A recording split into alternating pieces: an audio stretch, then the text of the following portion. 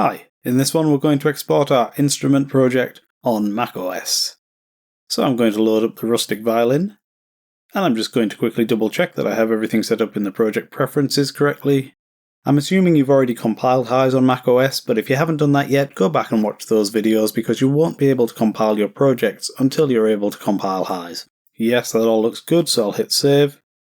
Okay, so the first thing we're going to do is we're going to go up here to the Export menu and select the Setup Export Wizard option. And this is just going to run through some checks to make sure the system's set up correctly for exporting. So we'll click Next. It's confirmed that we set the HISE path correctly in Project Preferences, and it's confirming that the source code we have at the HISE path matches the version of HISE that we have. So basically it's saying we built HISE with this source code, and that's what you want to do. You want everything to match version-wise, so that HISE matches the version of the source code, and your project will match the version of HISE. Okay, we'll click Next. So it's confirmed here that we have Producer, and that it's set up correctly, and the SDKs are extracted, which we did earlier on when we downloaded the HISE source code. And we'll click Next. So this tells us that all the checks are passed, and we're good to go. We'll click Finish. Now at this point the next stage is to go to the Export menu again, and select Compile Project. And this will bring us to this screen where we can select if we want to export a plugin or a standalone app, and we can choose whether it's an instrument, an effect, or a MIDI plugin, and we can choose the plugin type, VST, AU, AAX.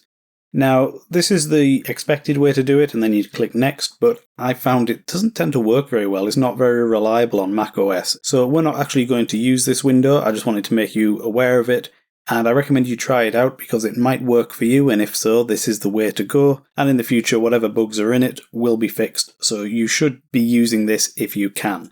But I'm not going to use it today. I'm going to show you an alternative method. So we're going to go to the Export menu again, but instead of selecting Compile Project, we're going to select this option here, Export as Instrument. This has another advantage, which is we don't just have the VST and AU options, we also have this VST and AU option, which means we don't have to run the compilation twice to get the two different formats, we can do it in one go. So I'm going to go with this one, and we're going to hit OK. So the compilation process has started, and we can see the output here in this terminal window.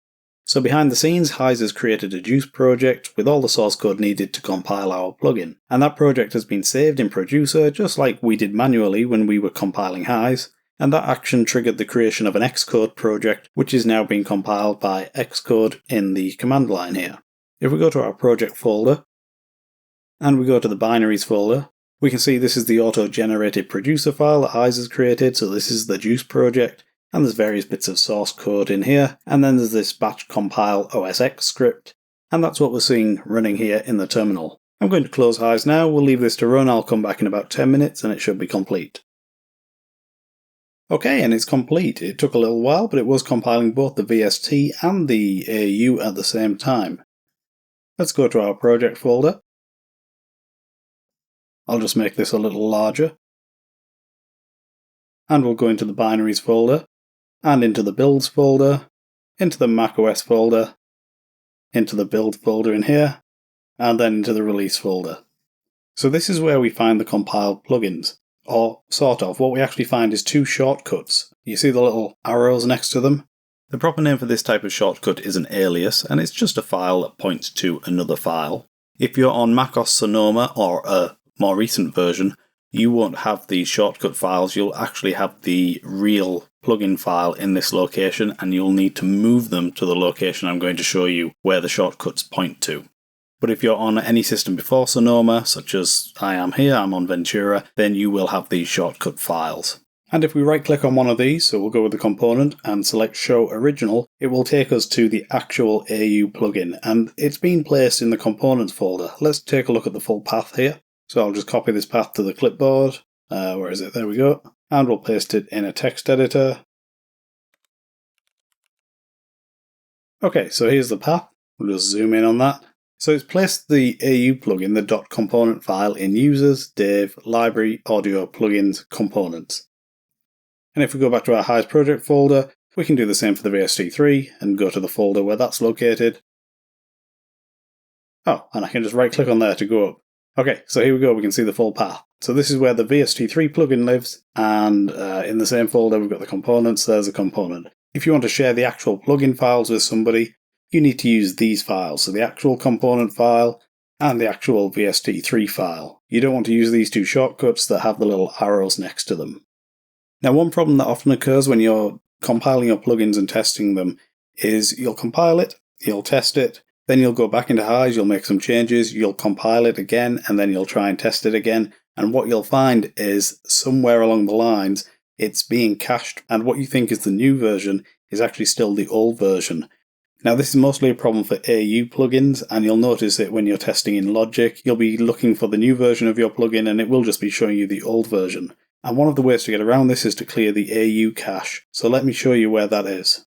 So if we go to the users folder, and then go into the folder that has your username, and you might need to show hidden files, as I just have, and you want to go into this library folder, and then in here you should find a folder called caches, and within here there'll be one called audio unit cache. Now I don't have it because I haven't installed Logic in this virtual machine, but usually there'll be one called audio unit cache, and you can just delete the contents of that folder and it will clear out the cache. One thing you should be aware of is that if you share these plugins we've created with other users, their systems might flag them and stop them running the plugin, and that's because the plugins haven't been code signed and notarized. And that's a whole other topic, and it requires you to create an Apple developer account, and there's a whole other side to the delivery of plugins. But it's just something for you to be aware of. There are little workarounds, so your users can run a command in the command line to allow them to run the plugin, but you really don't want that, of course, for a professional product. Okay, so that's how we compile the instrument plugin. Head over to the next video, we're going to compile the effect plugin. It's very similar, but there are a couple of extra steps. So I'll see you there.